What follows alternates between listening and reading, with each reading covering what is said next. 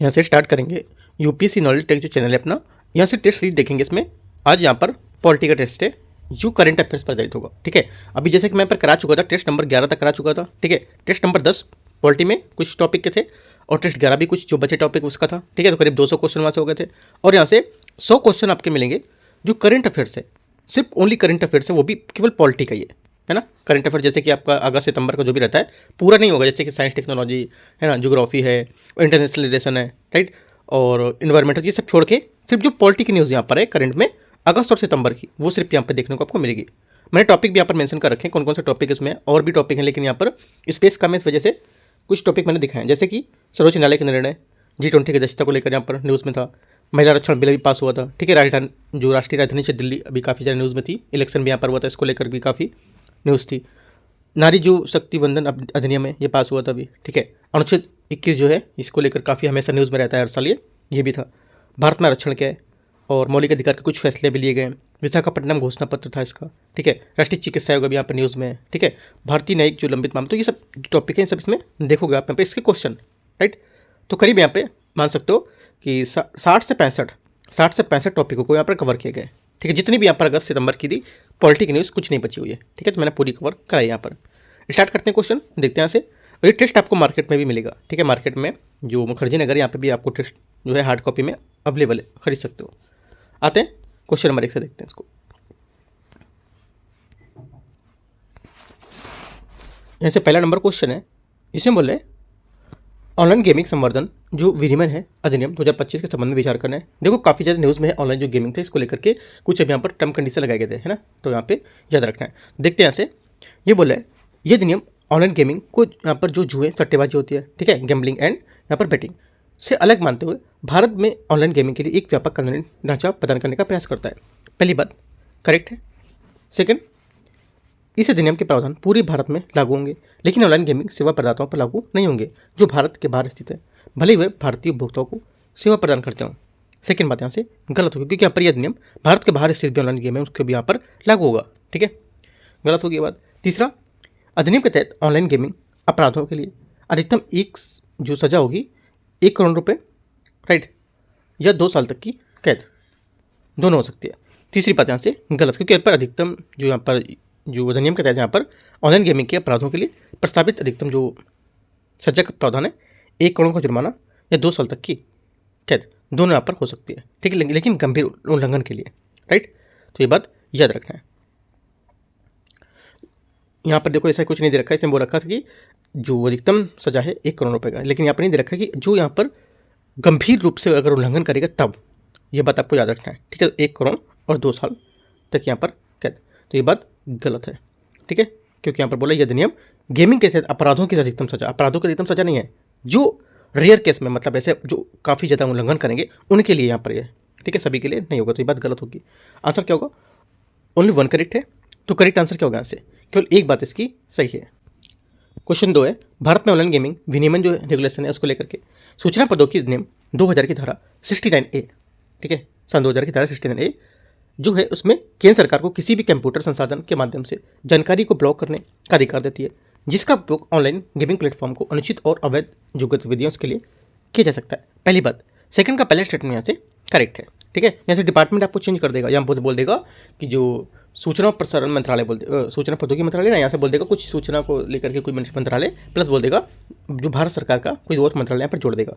तो यहाँ पर याद रखना है कि जो मंत्रालय यहाँ पर यही होगा। ठीक है, ये करेक्ट बात है। सेकंड, उपभोक्ता संरक्षण अधिनियम 2019 के तहत ऑनलाइन गेमिंग प्लेटफॉर्म द्वारा किए गए भ्रामक जो विज्ञापन है उसके संबंध में उपभोक्ता अधिकारों को उल्लंघन पर कार्रवाई का प्रावधान करता है। सेकंड बात भी सही है। ठीक है। तीसरा, भारतीय टेलीग्राफ अधिनियम 1885 और जीएसटी अधिनियम 2017 केवल ऑनलाइन गेमिंग गतिविधियों पर लागू होंगे, ना कि ई स्पोर्ट्स पर। ये बात गलत है, क्योंकि यहाँ पर ये जो दोनों हैं ये क्या होंगे, जो ऑनलाइन गेमिंग और ई स्पोर्ट्स पर भी लागू होंगे, क्योंकि यहाँ पर ई स्पोर्ट्स एक प्रकार का ऑनलाइन गतिविधि है जिस पर जो कर और संचार से जो कानून होते हैं वो लागू होंगे। ठीक है, तो दोनों बातें इसकी होनी चाहिए, मतलब यहाँ पर ऑनलाइन गेमिंग पर भी लगेगा और यहाँ पर ई स्पोर्ट्स पर भी लागू होंगे। राइट, तो ये बात गलत होगी। 1 2 करेक्ट है। आंसर क्या होगा? दूसरे का यहाँ से 1 और 2 सही है, सही पूछा है तो ए नंबर। क्वेश्चन नंबर तीसरा है, ओसीआई कार्ड संबंधित जो यहाँ पर प्रावधान उसके संबंध में देखते हैं। ओसीआई क्या है? देखो ओसीआई यहाँ पर बोला है कि ओसीआई कार्ड से संबंधित निम्नलिखित कथन पर विचार करना है। ठीक है, तो देखते हैं इसको। ये बोला है एक व्यक्ति ओसीआई कार्ड के पंजीकरण के लिए तभी पात्र होता है जब वो 26 जनवरी 1950 और उसके बाद से भारत का नागरिक रहा हो। पहली बात क्या होगी? पहली बात स्टेटमेंट यहाँ से करेक्ट है। ठीक है, सही है। दूसरा, ओसीआई कार्ड धारक जो होता है प्राप्त करने वाला व्यक्ति भारत में विदेशी नागरिकों को सभी उपलब्ध अधिकार विशेष अधिकार का लाभ उठा सकता है। सेकंड बात गलत, क्योंकि ओसीआई कार्ड जो धारक है भारत में कुछ अधिकार मिलते हैं उसको, सभी अधिकार नहीं मिलते हैं, लेकिन वे सभी अधिकार विशेषाधिकार लाभ नहीं उठा सकते हैं जो भारतीय नागरिकों को समान रूप से विदेशी नागरिकों से अलग करते हैं, जैसे कि यहाँ पर वोट देने का अधिकार। ठीक है, तो ये बात गलत होगी। यहाँ से तीसरा स्टेटमेंट है, इसमें बोला है भारतीय मूल का कोई भी व्यक्ति पीआईओ जिससे कम से कम 2 वर्ष तक पाकिस्तान या बांग्लादेश में पंजीकृत कराकर निवास किया हो और ओसीआई पंजीकरण के लिए बात नहीं होगा। ये बात सही है। ठीक है, तो 1 और 3 सही है, दूसरा गलत था, तो आंसर क्या होगा? 2 बातें इसकी करेक्ट होंगी। आते हैं क्वेश्चन नंबर 4 में। क्वेश्चन नंबर 4 यहाँ से, भारत में उपराष्ट्रपति पद के लिए चुनाव, election of the office of the vice president के बारे में विचार करना है। भारत निर्वाचन आयोग ईसीआई पर्यवेक्षण में उपराष्ट्रपति का चुनाव एकल संगमणि मत माध्यम से अनुपातिक प्रतिनिधि द्वारा प्रणाली के गुप्त मतदान द्वारा किया जाता है। पहली बात। चौथी बात, चौथा स्टेटमेंट का चौथा क्वेश्चन का पहली बात यहाँ से करेक्ट है। ठीक है, सेकंड, उपराष्ट्रपति के चुनाव में केवल संसद के निर्वाचित सदस्य भाग लेते हैं। सेकंड बात होगी, सेकंड बात भी करेक्ट है। तीसरा, उपराष्ट्रपति के चुनाव की अधिसूचना के लिए कम से कम 20 प्रस्तावक जो होते हैं और 20 अनुमोदक की आवश्यकता होती है। तीसरी बात गलत, क्योंकि आप उपराष्ट्रपति के चुनाव के लिए अधिसूचना के लिए कम से कम 20 प्रस्तावक और 20 अनुमोदक की आवश्यकता होती है। तो ये बात करेक्ट होना चाहिए। तीनों बातें सही है। आंसर क्या होगा? 20 प्रस्तावक और 20 अनुमोदक। तो ये बात क्या होगी? करेक्ट है। तो आंसर क्या होगा? गलत नहीं होगी, भी बात सही है। तीसरा भी गलत सही है, पहला भी सही है और दूसरा भी सही है। तो आंसर क्या होगा? तीनों बातें आंसर इसकी करेक्ट है। चौथे का आंसर क्या हो जाएगा? चौथे का हो जाएगा जो आंसर यहाँ से ये आपका हो जाएगा 1 2 3 डी यहाँ से करेक्ट आंसर है। यहाँ से 5वां क्वेश्चन है, जनविश्वास जो प्रावधान है उसके संशोधन जो विधेयक उसके बारे में विचार करना है। देखते हैं। इस विधेयक का प्राथमिक उद्देश्य व्यापार सुगमता, ईज ऑफ डूइंग बिजनेस जो है उसको बढ़ावा देना और देश में विश्वास आधारित जो शासन व्यवस्था है इसको बढ़ाना। पहली बात करेक्ट है। सेकंड, ये विधेयक 42वां जो संविधान संशोधन था, अधिनियम, केंद्रीय अधिनियम था, उसमें संशोधन करता है और मामूली अपराध के लिए 1 कारावास की सजा को मौद्रिक दंडों में बदलने का प्रावधान करता है। ये भी बात सही है। तीसरा, विधेयक के तहत जुर्माने की राशि प्रत्येक 3 वर्ष में 10% की क्या वृद्धि की जाएगी। ठीक है, तो ये भी बात सही है। तीनों बातें ऐसी करेक्ट है। आंसर क्या होगा? आंसर हो जाएगा 5वें का सभी 3 यहाँ से करेक्ट है। क्वेश्चन 6 है, भारत में राजनीतिक अपराधीकरण के बारे में विचार करना है। Association for democratic reforms ADR की रिपोर्ट के अनुसार गंभीर आपराधिक मामले वाले यहाँ पर जो उम्मीदवार है इनके चुनाव की जीतने की दर साफ सुथरे उम्मीदवार की तुलना में लगभग दोगुनी होती है। ठीक है, पहला क्या होगा? पहला स्टेटमेंट यहाँ से 6वें का ये क्या होगा? यहाँ से करेक्ट है। ठीक है, सेकंड यहाँ से सेकंड बोला है राजनीतिक अपराधीकरण के कारणों में धन और बाहुबल का उपयोग, ढीला कानून और जाति जो धर्म है आधारित आपराधिक रिकॉर्ड वाले जो उम्मीदवार है उसको प्राथमिकता देना चाहिए, शामिल होगा। सेकंड बात भी इसकी करेक्ट होगी। तीसरी, इसके मुख्य प्रावधान जो मुख्य प्रभाव इसके हैं उसमें प्रशासन में संवादात्मक भ्रष्टाचार और जवाबदेही में कमी आना शामिल होगा। तीनों बातें इसमें करेक्ट होगी। आंसर क्या होगा? आंसर 6 का सभी सही है, तो यहाँ से हो जाएगा आंसर इसका सी यहाँ से करेक्ट आंसर है। 7वां क्वेश्चन यहाँ से, भारत में राजनीति अपराधीकरण को कम करने के लिए कानूनी और न्यायिक उपबंधों के जन विश्वास जो प्रावधान है 2025 विधेयक को लेकर विचार करना है। लोक प्रतिनिधित्व अधिनियम 1951 की धारा 8 के चुनाव जो आयोग है उसमें आपराधिक आरोपों को किसी व्यक्ति की अयोग्यता की अवधि घटाने की शक्ति प्रदान की गई है। बात करेक्ट है। ठीक है, आपसे क्वेश्चन स्टेटमेंट दे देगा कि इसमें जो 1951 की धारा 7A ऐसे करके दे सकता है या बोल देगा शक्ति बढ़ाने का प्रावधान करती है। ठीक है, तो ये सब दोनों पॉइंट कहाँ से गलत कर सकते हैं याद रखना है। तो यहाँ से पहली बात करेक्ट है। सेकंड, पब्लिक इंटरेस्ट फाउंडेशन बनाम भारत संघ 2019 मामले में सर्वोच्च न्यायालय ने राजनीतिक दलों के लिए अपने उम्मीदवारों का आपराधिक रिकॉर्ड समाचार पत्र और सोशल मीडिया में प्रकाशित करना अनिवार्य किया था। ये भी बात यहाँ से करेक्ट है। तीसरा, जन विश्वास जो यहाँ पर विधेयक है 2025 के तहत जुर्माने और दंड की राशि को प्रत्येक 3 वर्ष में 10% वृद्धि की जाएगी ताकि यहाँ पर दंड का प्रावधान प्रभावी बना रहे। ये बात करेक्ट है। ये स्टेटमेंट यहाँ से पहले वाले की थी। ठीक है, आंसर क्या हो जाएगा? तीनों बातें इसकी करेक्ट हैं। 7वें का आंसर क्या होगा? सभी तीनों स्टेटमेंट सही है। क्वेश्चन नंबर 8वां है, भारत में न्यायिक लंबिता जो लंबितता होती है, मतलब यहाँ पे जो जुडिशियल यहाँ पर जो पेंडेंसी है इसको लेकर के कुछ यहाँ पर समाधान है, उसके संबंध में विचार करते हैं। काफ़ी ज़्यादा न्यूज़ में था ये। देखो, इसमें भारत में प्रति 10 लाख लोगों पर 21 न्यायाधीश हैं, जबकि यहाँ पर विधि आयोग जो लॉ कमीशन की सिफारिश के अनुसार प्रति 10 लाख पर 50 न्यायाधीशों का अनुपात होना चाहिए। पहली बात क्या होगी, 8वें का पहला स्टेटमेंट यहाँ से करेक्ट है, सही बोला है। सेकंड, न्यायिक लंबिता का जो एक प्रमुख प्रभाव यह है कि यहाँ पर जो नागरिक है उसके लिए अनुच्छेद 21 के तहत प्राप्त मौलिक अधिकारों की उपलब्धता बाधित करती है। सेकंड बात ये भी करेक्ट है, ठीक है। थर्ड है यहाँ पर जो बोला है कि न्यायिक लंबितता को कम करने के लिए राष्ट्रीय न्यायिक जवाबदेही प्राधिकरण NJAA की स्थापना करने की सिफारिश की गई है, जिसके अंतर्गत न्यायाधीश की नियुक्ति का प्रावधान शामिल होगा। तीनों बातें यहाँ से करेक्ट है। आंसर क्या होगा, 8वें का आंसर सभी तीन यहाँ से सही है, डी, ठीक है। आते हैं क्वेश्चन नंबर 9 में। क्वेश्चन नंबर 9 है भारतीय और विदेशी राजनीतिक प्रणालियों की तुलना और यहाँ पर विशाखापट्टनम जो घोषणा है उसके संबंध में विचार करना है। देखते हैं यहाँ से। पहला, भारत में संसदीय मॉडल के तहत यहाँ पर जो राष्ट्रपति है एक औपचारिक प्रमुख होता है, ठीक है, जबकि यहाँ पर प्रधानमंत्री कार्यपालिका का वास्तविक प्रमुख होता है। पहली बात, 9वें का पहला स्टेटमेंट यहाँ से करेक्ट है। सेकंड, प्रणालीगत भ्रष्टाचार को समाप्त करने के लिए विशाखापट्टनम घोषणा पत्र में सभी लंबित सरकारी मामले जीरो टाइम निपटाने की यहाँ पर मांग की गई है। ये बात गलत है, क्योंकि विशाखापट्टनम जो घोषणा पत्र इसमें जीरो टाइम के सभी लंबित सरकारी मामले को निपटाने की मांग का उल्लेख है, लेकिन ये प्रणालीगत भ्रष्टाचार को समाप्त करने का एकमात्र मुक्त तरीका नहीं होगा। ये समान मांग है, ना कि यहाँ पर एक भ्रष्टाचार समाप्त करने का विशिष्ट तरीका। ये बात गलत हो जाएगी।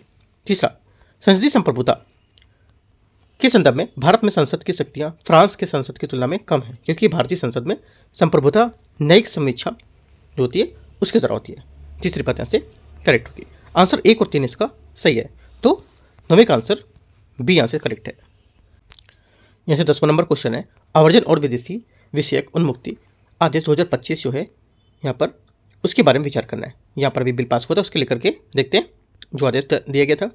पहला स्टेटमेंट है इसके अनुसार ये बोला है ये आदेश केंद्रीय गृह मंत्रालय द्वारा जारी किया गया और इसका प्राथमिक उद्देश्य होगा कि अवैध अप्रवासी और विदेशी विषयक अधिनियम 2025 को अनुसूचित करना। सही है। सेकंड, इस आदेश के तहत अफगानिस्तान, बांग्लादेश और पाकिस्तान से आए हिंदू, सिख और बौद्ध समुदाय के नागरिकों को विशिष्ट धार्मिक अल्पसंख्यक माना गया है, जो यहाँ पर 31 दिसंबर 2014 तक भारत आ चुके थे। पहली बात क्या होगी, पहली बात यहाँ से जो होगा 10वें का स्टेटमेंट ये करेक्ट है।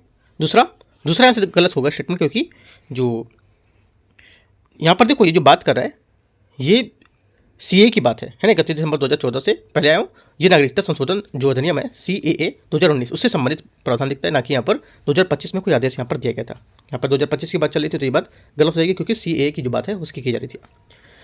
तीसरा है ऐसे विदेशी नागरिक जिन्होंने पाकिस्तान को छोड़कर किसी भी पड़ोसी देश में 1 जनवरी 2015 से पहले भारत में प्रवेश किया है, उन्हें इस आदेश का लाभ नहीं मिलेगा। सेकंड, तीसरी बात भी गलत है, ठीक है, क्योंकि यहाँ पर यह भी CAA की जो बात है वो की जा रही थी, तो यहाँ पर ऐसी कोई बात अभी इसमें नहीं की गई थी। तो आंसर क्या होगा, सिर्फ पहली बात इसकी करेक्ट है। तो सही कितने, एक बात इसका करेक्ट आंसर है पहला, 10वें का।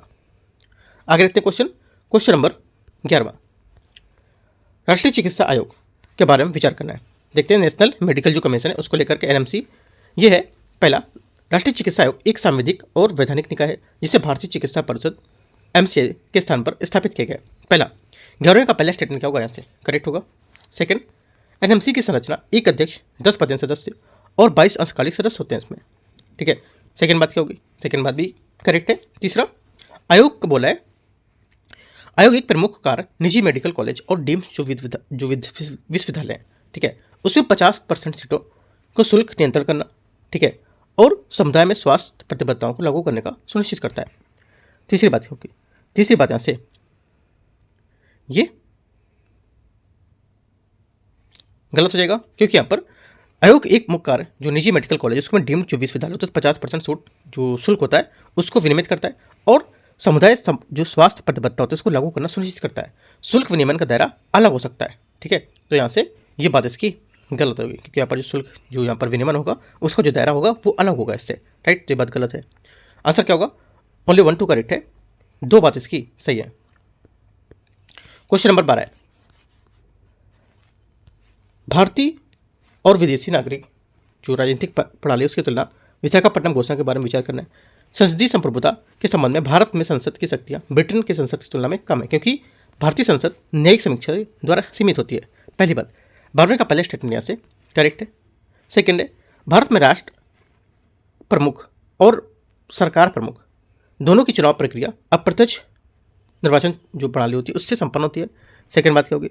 सेकेंड बात यहाँ से गलत है, क्योंकि यहाँ पर भारत में राष्ट्र प्रमुख, राष्ट्र जो होता है हेड ऑफ स्टेट, राष्ट्रपति होता है, ठीक है, और इसका चुनाव अप्रत्यक्ष निर्वाचन प्रणाली द्वारा होता है। लेकिन सरकार का प्रमुख जो होता है हेड ऑफ गवर्नमेंट, इसका जो चुनाव होता है वो प्रत्यक्ष निर्वाचन के माध्यम से होता है, लोकसभा चुनाव द्वारा होता है। तो ये बात गलत हो जाएगी, ठीक है। दोनों यहाँ पर अप्रत्यक्ष माध्यम से नहीं होता है।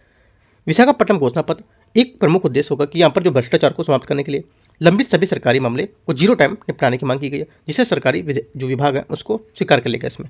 तीसरी बात यहाँ पर गलत है, क्योंकि यहाँ पर ये एक तरफा मांग की गई। इसकी मतलब बोलने का कि जो ये विशाखापट्टनम मामला था इसमें सरकारी विभागों द्वारा स्वीकार कर लिया गया था, लेकिन ये एक तरफा मांग है जिसे सभी विभागों द्वारा स्वीकार किया जाने का कोई प्रमाण इसमें नहीं दिखाया गया है, ठीक है। ये बात याद रखना है, राइट। तो मतलब एक कोई प्रूफ ऐसा नहीं है कि सभी जो यहाँ पर गवर्नमेंट ऑफिसर है उसके द्वारा यहाँ पर इसने एक्सेप्ट किया है। तो सिर्फ पहली बात इसकी करेक्ट होगी, राइट। आंसर क्या होगा? एक बात यहाँ से इसकी सही है। और इस विशाखापट्टनम के बारे में ऊपर मैं डिस्कस कर चुका हूँ और भी, राइट। तो ये मतलब वो पूरा तरीका नहीं होगा कि भ्रष्टाचार खत्म करने का, ऐसे कोई स्टेटमेंट ऊपर था, मैंने आपको बताया था। सिर्फ पहली बात यहाँ से इसकी करेक्ट है। तो यहाँ पर देखो जितने भी स्टेटमेंट थे विशाखापट्टनम वाले जो यहाँ पर जो घोषणा को लेकर सब आपके क्लियर हो जाएंगे। तो सिर्फ एक आंसर करेक्ट है, ये यहाँ से करेक्ट आंसर है 12वें का। क्वेश्चन नंबर 13 है, भारत में मौलिक अधिकारों और न्यायिक फैसलों के संबंध में विचार करना है। हाल ही में एक निर्णय में सर्वोच्च न्यायालय ने स्थापित किया कि अवैध विदेशी नागरिक भी अपने प्रत्यर्पण तक भारत में संविधान के अनुसार अनुच्छेद 21 के तहत गरिमापूर्ण जीवन जीने के लिए संरक्षण के हकदार होंगे। पहली बात क्या होगी? पहली बात स्टेटमेंट यहाँ से करेक्ट है, सही बात है। सेकंड, जनजातीय महिलाओं की संपत्ति अधिकारों को सुनिश्चित करने के लिए सुप्रीम कोर्ट ने हिंदू उत्तराधिकार अधिनियम 1956 को अनुसूचित जनजातियों पर भी लागू करने की सिफारिश की है। सेकेंड बात यहाँ से गलत है, क्योंकि यहाँ पर सुप्रीम कोर्ट ने जनजातीय महिलाओं की संपत्ति का जो अधिकार है उसको सुनिश्चित करने के लिए हिंदू जो उत्तराधिकार अधिनियम 1956 और उसको अनुसूचित जनजातियों को लागू करने के लिए, ठीक है, सिफारिश की है, लेकिन ये अभी तक लागू नहीं हुआ है, ठीक है। यहाँ पर सिफारिश की है लेकिन यहाँ पर लागू नहीं हुआ है, राइट। तो क्या करेंगे? देखो इसका आंसर आप लिख सकते हो, तो सही आंसर ये लिखोगे क्योंकि सिफारिश की है लेकिन लागू यहाँ पर अभी नहीं हुआ है। अगर ये बोलता कि ये लागू हो चुका है तो यहाँ पर गलत होता, ठीक है, लेकिन लागू करने की सिफारिश की तो ये बात करेक्ट है ना। तीसरा, नदी तल खनन को विनियमित करने के लिए सुप्रीम कोर्ट को खनन पट्टों को मंजूरी देने से पहले अनिवार्य रूप से पर्यावरण प्रभाव आकलन जो होता है EIA, इसकी आवश्यकता पर जोर दिया जाएगा। तीसरी बात क्योंकि तीसरी बात भी यहाँ से करेक्ट है, तीनों बातें करेक्ट है। आंसर यहाँ से क्या होगा? 13वें का सभी स्टेटमेंट इसके सही है। तो आंसर क्या होगा? 13 नंबर का जो आंसर हो जाएगा ये सी यहाँ से करेक्ट आंसर है, ठीक है। यहाँ से 14 नंबर क्वेश्चन है, इसमें बोल रहे हैं भारत में आरक्षण रिजर्वेशन जो प्रावधानों से संबंध में विचार करना है, न्यायिक जो बहस है उसको लेकर के। क्रीमी लेयर का सिद्धांत वर्तमान में केवल अनपिछड़ वर्ग OBC आरक्षण पर लागू होता है, जिसका मुख्य उद्देश्य वास्तव में पिछड़े वर्ग को लाभ सुनिश्चित करना होता है। पहली बात यहाँ से करेक्ट है, क्योंकि क्रीमी लेयर यहाँ पर जो है इसका सिद्धांत वर्तमान में केवल अनपिछड़ वर्ग है उसके लिए यहाँ पर लागू होगा। इसका मुख्य उद्देश्य कि OBC वर्ग के जो संपन्न परिवार हैं उसको आरक्षण से लाभ से बाहर करना और सामाजिक और आर्थिक रूप से पहले यहाँ पर उन्नत हो चुके, ताकि यहाँ पर आरक्षण में लाभ वास्तव में सबसे पहले जो जरूरतमंद है उनको यहाँ पर पहुँच सके, ठीक है। सेकेंड बात है संविधान के 103वें संविधान संशोधन अधिनियम के माध्यम से किए गए जो प्रावधान है उसके तहत आर्थिक रूप से कमजोर वर्ग EWS को दिया गया आरक्षण कुल 10% सीमित होगा। सेकेंड बात यहाँ से ये भी करेक्ट है, ठीक है। तो दोनों बातें करेक्ट है। आंसर क्या होगा? यहाँ से सी यहाँ से करेक्ट आंसर है 14 का, 14 नंबर का, ठीक है। आगे देखते हैं क्वेश्चन नंबर 15। क्वेश्चन नंबर 15 यहाँ से भारत में व्यक्तिगत कानून जो पर्सनल लॉ है और पशु जो अधिकार संबंधित यहाँ पर पहलुओं के संबंध में विचार करना है। देखते हैं इसको। पहला बोला है भारतीय संविधान के अनुच्छेद 44 को जो समान नागरिक संहिता UCC संबंधित है और राज्य के नीति निर्देशित तत्व उसका हिस्सा होने के कारण ये केंद्र सरकार के लिए बाध्यकारी नहीं होगा। पहली बात यहाँ से इसका क्या होगा? करेक्ट है, ठीक है। पहली बात क्या? पहली बात यहाँ से इसकी सही होगी, राइट। सेकेंड बात बोला है सर्वोच्च न्यायालय ने निर्णय के तहत यहाँ पर आवारा जो कुत्ते हैं उनकी आबादी को नियंत्रित करने के लिए पशु कल्याण सुनिश्चित करने के लिए पशु नियंत्रण जो यहाँ पर नियंत्रण है ABC नियम को यहाँ पर लागू किया है। सेकेंड बात यहाँ से ये भी करेक्ट है, ठीक है, क्योंकि यहाँ पर जो पशु चिकित्सा सुनिश्चित करने के लिए यहाँ पर कि सार्वजनिक स्वास्थ्य बना रखना और एक आवश्यक यहाँ पर उपाय माना जाएगा इसके लिए, तो दोनों बातें इसकी करेक्ट है। आंसर क्या होगा 15 का यहाँ पर सी स्टेटमेंट सही है, राइट। क्वेश्चन नंबर अगला देखते हैं 16 नंबर।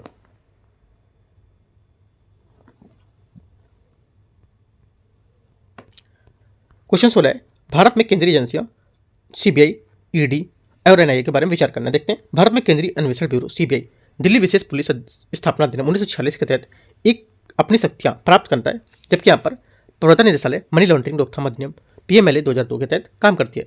पहली बात 16 का आंसर जो पहला स्टेटमेंट होगा ये क्या होगा, ये करेक्ट है, ठीक है। दूसरा, राजनीतिक अपराधीकरण जो होता है उसको देखते हुए ये अनुमान लगाया जाता है कि लगभग 30% सांसद विधायक गंभीर आपराधिक मामलों का सामना कर रहे हैं, जो राजनीतिक नैतिकता के लिए महत्वपूर्ण चुनौती हो सकते हैं, ठीक है। सेकंड बात क्या होगी, देखो यहाँ पर जो राजनीतिक अपराधीकरण है इसको देखते हुए अनुमान लगाया गया था कि यहाँ पर 30% तक यहाँ पर ऐसा हो सकते हैं, ठीक है, और राजनीतिक नैतिकता के लिए एक महत्वपूर्ण चुनौती भी होगी, राइट। तो आंसर क्या होगा, ये भी बात यहाँ से करेक्ट है, दोनों बातें यहाँ से सीख रही है, तो आंसर क्या होगा सी यहाँ से 16 नंबर का करेक्ट आंसर होगा। क्वेश्चन नंबर 17 देखते हैं। यहाँ पर देखो एक आपसे बोलेगा डेटा में कि यहाँ पर जिसका मतलब यहाँ पर भी पाया गया कि 30% आपराधिक मामले का सामना कर रहे हैं, लेकिन यहाँ पर अनुमान लगाया गया है ना, एग्जैक्ट डाटा यहाँ पर नहीं दिया गया कि 30% ऐसा है ही।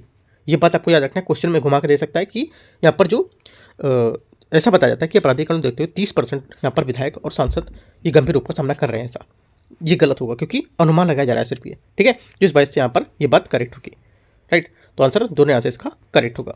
आते हैं क्वेश्चन 17 में। 17 नंबर क्वेश्चन है, संस्थागत सुधार और संवैधानिक प्रावधानों के संबंध में विचार करना है। राष्ट्रीय न्यायिक नियुक्ति आयोग एनजेएसी को सुप्रीम कोर्ट ने न्यायिक स्वतंत्रता और सिद्धांत को उल्लंघन के मामले आधार पर असंवैधानिक घोषित कर दिया है। पहली बात क्या होगी, 17 का पहला स्टेटमेंट यहाँ से क्या होगा, करेक्ट है। सेकेंड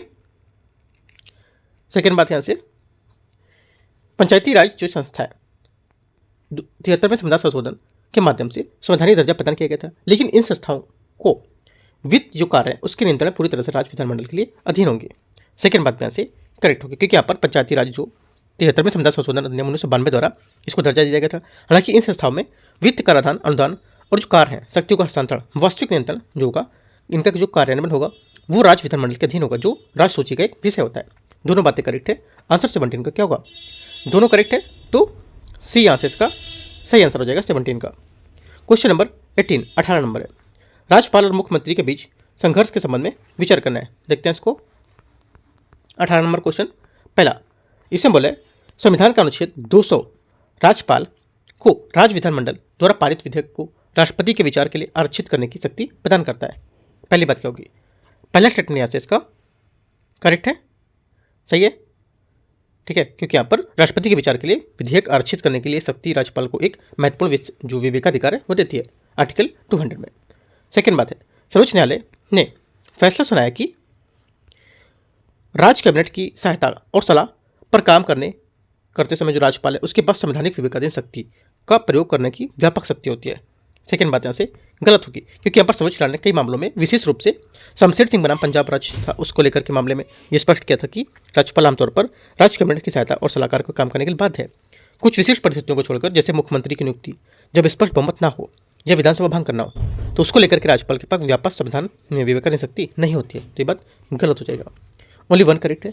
आंसर यहाँ से इसका एक बात इसकी सही होगी 18वें की।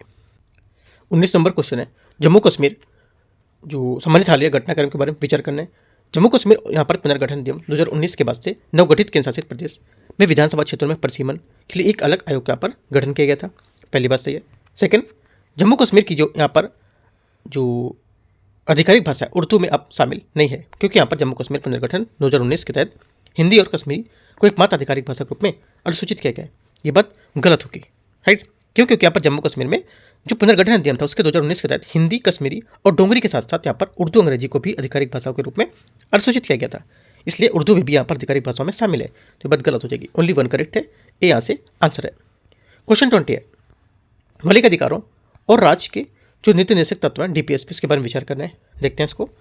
20 का पहला स्टेटमेंट यहाँ से ये बोला है, सर्वोच्च न्यायालय द्वारा अनुच्छेद 21 को व्याख्या जो है इसका विस्तार किया है, जिसके तहत यहाँ पर इसमें मुफ्त कानूनी सहायता और त्वरित सुनवाई का अधिकार जैसे जो अधिकारियों शामिल किए हैं। पहली बात यहाँ से सही है, सही बोले। सेकंड, राज्य के जो नीति निर्देशक तत्व हैं उसमें शामिल अनुच्छेद 44 समान नागरिक संहिता और आर्टिकल 48 पर्यावरण संरक्षण दोनों यहाँ पर प्रकृति में न्याय संगत होंगे। ये बात इसकी क्या होगी, गलत है, क्योंकि यहाँ पर राज्य के नीति निर्देशक तत्व जो होते हैं 44 और 48 ये जो है ये प्रकृति में गैर न्याय संगत हैं। इसका मतलब है कि ये सीधे अदालत पर लागू या जो अदालत है उसमें लागू नहीं किए जा सकते हैं, बल्कि सरकार के लिए नीतिगत दिशा निर्देश होंगे। ये बात गलत है, ओनली वन करेक्ट है। 20 का आंसर यहाँ से क्या होगा, ए यहाँ से करेक्ट आंसर है सिर्फ। 21 नंबर क्वेश्चन है, इसमें बोला है भारत में हाल ही में पेश किए गए विधानों के संबंध में विचार करना है। ऑनलाइन गेमिंग संवर्धन और विनियमन अधिनियम 2025 का जो मुख्य उद्देश्य है ऑनलाइन गेमिंग और जुए और सट्टेबाजी से अलग करके यहाँ पर एक व्यापक कानूनी ढांचा प्रदान करना। पहली बात यहाँ से गलत होगी इसकी, क्योंकि यहाँ पर ऑनलाइन गेमिंग संवर्धन है, इसमें इसका मुख्य उद्देश्य होगा कि जो यहाँ पर हानिकारक ऑनलाइन और मनी जो गेमिंग है उसकी सेवा पर प्रतिबंध लगाना, ना कि ऑनलाइन गेमिंग के जुए सट्टेबाजी को इसमें कानूनी ढांचा प्रदान करना। तो बात गलत है। सेकेंड बात है, भारतीय न्याय संहिता बीएनएस जो भारतीय दंड संहिता का स्थान लेती है और आतंकवाद से संबंधित अपराधों को एक अलग अध्याय तक कहता है, यहाँ पर परिभाषित किया जाता है इसको। सेकेंड बात यहाँ से सही होगा, ठीक है। सेकेंड बात सिर्फ सही है, आंसर क्या होगा, सही पूछा है तो केवल बी 21वें का आंसर हो जाएगा। क्वेश्चन 22 है, संवैधानिक और यहाँ पर नीतिगत जो निकाय हैं उसको लेकर के क्वेश्चन है, देखते हैं। पहला बोला है राष्ट्रीय न्यायिक जवाबदेही प्राधिकरण एनजेए की स्थापना सिफारिश जो न्यायपालिका उसके लंबित मामले और विलंब को कम करने के लिए की गई है। पहली बात यहाँ से सही है, ठीक है। दूसरी बात है, भारत का चुनाव आयोग एक संवैधानिक निकाय है और ये एक केवल लोकसभा और राज्यसभा और राज्य विधानसभा के चुनाव का अधीक्षण करता है। सेकेंड बात क्या होगी, सेकेंड बात यहाँ से जो देखो वहाँ पर भारत का चुनाव आयोग एक संवैधानिक निकाय है, ये लोकसभा, ठीक है, राज्यसभा और राज्य विधानसभा के चुनाव के साथ यहाँ पर जो राष्ट्रपति हैं, राष्ट्रपति और उपराष्ट्रपति है उसका भी यहाँ पर क्या होगा, चुनाव का अधीक्षण करता है, ठीक है। तो यहाँ से क्या होगा, तो यहाँ पर यह बात इसकी सही हो जाएगी, ठीक है, क्योंकि यहाँ पर बोल रहा था कि भारत में चुनाव संवैधानिक निकाय ये केवल, अच्छा यहाँ पर केवल बोला है ना, इस वजह से गलत हो गया, क्योंकि यहाँ पर केवल लोकसभा राज्यसभा को नहीं, केवल लोकसभा राज्यसभा विधानसभा को नहीं, साथ ही यहाँ पर जो राष्ट्रपति है उपराष्ट्रपति उनको भी देखेगा, तो ये बात गलत हो जाएगी। क्योंकि अगर केवल नहीं बोलता तो बात ठीक होती है, राइट। तो आंसर क्या होगा, एक स्टेटमेंट यहाँ से इसका सही होगा, दूसरी बात यहाँ से गलत है। तो क्या हो जाएगा आंसर, आंसर हो जाएगा 22 का करेक्ट आंसर, एक यहाँ से सही है। 23 नंबर है,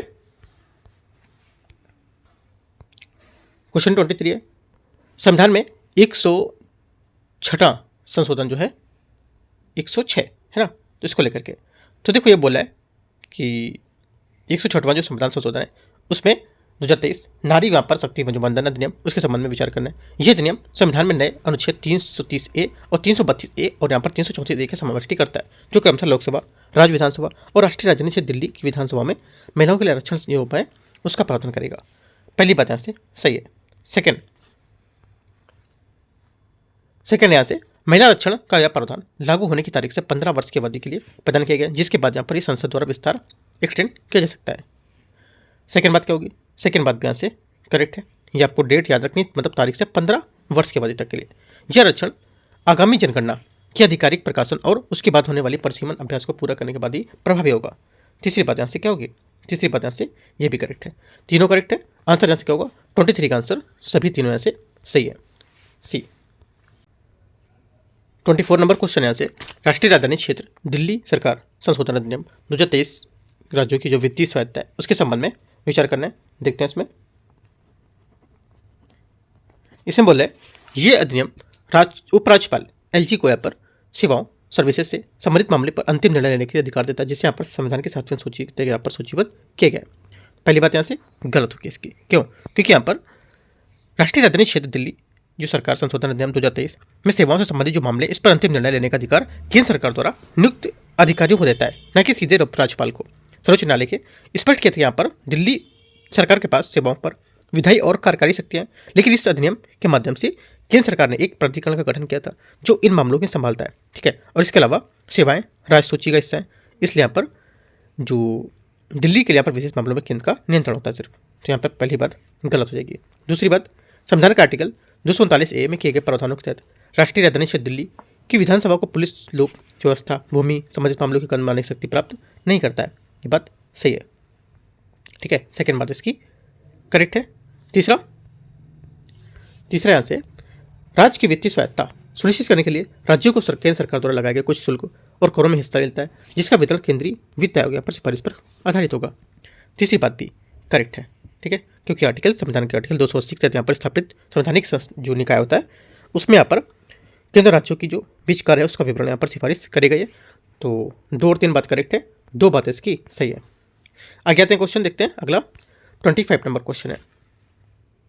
25 है भारत की G20 अध्यक्षता को लेकर के देखते हैं। इसमें भारत की G20 अध्यक्षता की थीम वसुधैव कुटुंबकम, जो एक पृथ्वी एक परिवार एक भविष्य पर आधारित है। ये भारतीय संविधान के राज्य के नीति तत्व जो है उसमें निहित अंतर्राष्ट्रीय शांति और सुरक्षा को बढ़ावा देने का सिद्धांत दर्शाती है। पहली बात 25 का पहला स्टेटमेंट यहाँ से करेक्ट है। सेकेंड, भारत की पहल नई दिल्ली में घोषणा पत्र, न्यू दिल्ली जो यहाँ पर लीडर्स डिक्लेरेशन है, इसमें अफ्रीकी संघ अफ्रीकन यूनियन को G20 स्थायी सदस्य के रूप में शामिल किया गया था, जिससे यहाँ पर G21 यहाँ पर बन गया है। सेकेंड बात करेक्ट है। अगला तीसरा है G20 अध्यक्षता के दौरान भारत में वैश्विक जैव ईंधन गठबंधन की शुरुआत की है, जिसका उद्देश्य यहाँ पर सदस्य देशों में सकल घरेलू जो उत्पाद है GDP में जैव ईंधन की हिस्सेदारी को बढ़ावा मिलेगा। तीसरी बात यहाँ से क्या होगी, ये जो G20 अध्यक्षता के दौरान भारत में वैश्विक जैव ईंधन गठबंधन की शुरुआत की थी, जिसका उद्देश्य सदस्यों के जो सकल घरेलू उत्पाद उसको यहाँ पर ईंधन तक बढ़ावा मिलेगा, और इसका उद्देश्य होगा कि वैश्विक ईंधन पर नवाचार देना और यहाँ पे ना कि जो वैश्विक जैव ईंधन पर उपयोग को व्यापार को बढ़ावा देना, ना कि यहाँ पर GDP में हिस्सेदारी देना। तो ये बात गलत होगी। GDP में हिस्सेदारी की बात इसमें नहीं की गई थी, यहाँ पर बात की गई थी कि जो वैश्विक स्तर पर जैव ईंधन उपयोग है उसको व्यापार को बढ़ावा देना। ठीक है, तो 2 बात सिर्फ इसकी करेक्ट है, पहले दूसरा, तीसरी बात इसकी गलत हो जाएगी, है ना। आंसर क्या होगा, 1 और 2 करेक्ट है। 25वीं का आंसर 2 बात इसकी सही है। क्वेश्चन 26 नंबर है, देखते हैं इसको। 1 नेशन 1 इलेक्शन की अवधारणा और रामनाथ कोविंद समिति की रिपोर्ट के आधार पर विचार करना है। देखते हैं इसको। 26 नंबर क्वेश्चन 26 है, इसमें बोला है 1 नेशन 1 यहाँ पर जो इलेक्शन है लागू करने के लिए संविधान के अनुच्छेद 83 संसद की अवधि और अनुच्छेद 172 जो राज्य विधानसभा की जो अवधि होती है उसमें संशोधन की आवश्यकता होगी, ताकि सभी सदनों में कार्यकाल एक साथ यहाँ पर संरेखित किया जा सके। पहली बात क्या होगी, पहली बात यहाँ से जो रहेगा स्टेटमेंट 26 नंबर का, ये क्या होगा, करेक्ट है, सही बात है। सेकंड, रामनाथ कोविंद समिति ने अपनी रिपोर्ट में सिफारिश की थी कि 1 नेशन 1 इलेक्शन के चरणों में फेस वाइज यहाँ पर लागू किया जाना चाहिए, जिसमें क्या होगा, पहले चरण में लोकसभा और सभी राज्य की विधानसभा में एक साथ चुनाव कराए जाएंगे। सेकेंड बात क्या होगी, सेकेंड बात भी करेक्ट है। तीसरा, इस अवधारणा की मुख्य चुनौती थी कि यहाँ पर ये दल बदल जो एंटी डिफेक्शन होते हैं उसमें गठबंधन टूटने के कारण जो किसी विधानसभा में समय से पहले भंग हो जाने की स्थिति में निर्वाचित सरकार को हटाने की लोकतांत्रिक प्रक्रिया को बाधित करती है। तीसरी बात यहाँ से क्या होगी, तीसरी बात भी यहाँ से करेक्ट है। तीनों सही है। आंसर क्या होगा यहाँ से, इसका सभी तीनों स्टेटमेंट सही हो जाएंगे। सी यहाँ से करेक्ट था सभी तीनों। ठीक है, आगे आते हैं क्वेश्चन 27वें में। 27वें बोले सर्वोच्च न्यायालय जो है उसके हाल यहाँ पर जो फैसले थे उसके संबंध में विचार करना है। देखते हैं। राष्ट्रीय राजधानी क्षेत्र दिल्ली सरकार यहाँ पर संशोधन अधिनियम 2023 में संबंधित फैसले सुप्रीम कोर्ट ने कहा था कि सेवाओं पर विधायी और कार्यकारी शक्तियों राज्यपाल के पास रहेगी, ना कि दिल्ली की जो निर्वाचित सरकार है उसके पास।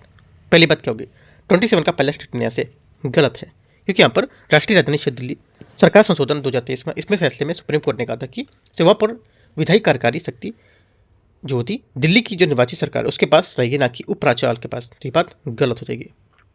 सेकेंड, मणिपुर हिंसा के संदर्भ में सुप्रीम कोर्ट ने प्रभावित क्षेत्रों में मानवीय राहत, पुनर्वास और जांच कार्यों की निगरानी के लिए एक सर्व महिला समिति का गठन किया था। सेकेंड बात यहाँ से करेक्ट है। ओनली 2 करेक्ट है। आंसर यहाँ से बी सही होगा। क्वेश्चन नंबर 28 है, भारत में न्यायिक नियुक्ति कॉलेजियम प्रणाली के संबंध में विचार करना है। पहली बात, भारत में संविधान के जो कॉलेजियम प्रणाली इसका कोई उल्लेख नहीं है। ये प्रणाली 3 न्यायाधीश मामले, ये जो 3 जजेस यहाँ पर केस है उसके माध्यम से विकसित हुई है। पहली बात 28 का पहला स्टेटमेंट यहाँ से करेक्ट है, क्योंकि यहाँ पर कॉलेजियम प्रणाली के संविधान में कोई उल्लेख नहीं है। ठीक है। सेकेंड बात है, सुप्रीम कोर्ट में न्यायाधीशों की नियुक्ति के लिए कॉलेजियम में भारत के मुख्य न्यायाधीश CJI और उनके ठीक बात आने वाले 2 वरिष्ठ न्यायाधीश भी शामिल होते हैं इसमें। सेकेंड बात भी करेक्ट होगी। दोनों बात सही है। आंसर 28 का सी यहाँ से बात इसकी करेक्ट होगी। क्वेश्चन नंबर 29 देखते हैं।